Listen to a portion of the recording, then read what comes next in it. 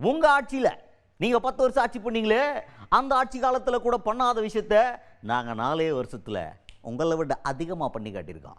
அதான் எங்க ஆட்சி அப்படின்ற மாதிரி காலரை தூக்கி விடாத குறையா பேசியிருக்காரு ஒருத்தர். யார் அவர்? என்ன சொல்றாரு? என்னத்தை அப்படி அதிகமா பண்ணிட்டாங்க பார்த்துருவோம் வாங்க.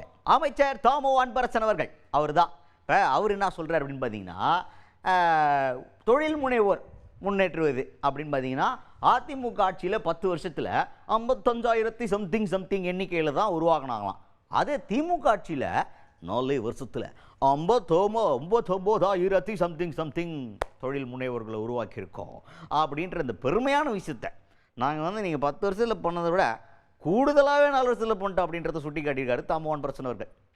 வேறு ஒன்றும் கிடையாது, சாதனை பாட்டு. தொழில்துறையில் தமிழ்நாட்டை முன்னணி மாநிலமாக மாற்றுவதில் முக்கிய பங்காற்றும் சுயதொழில்களில் 10 ஆண்டு கால அதிமுக ஆட்சியில் 55,230 தொழில் முனைவர்களை உருவாக்குனாங்க.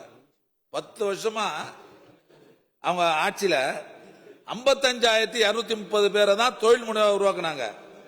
ஆனால் எங்களுடைய ஆட்சியில் 4 வருஷத்தில் 59,584 புதிய தொழில் முனைவரை உருவாக்கி இருக்கிறோம் என்பதை நான் தெரிவித்துக் கொள்கிறேன்.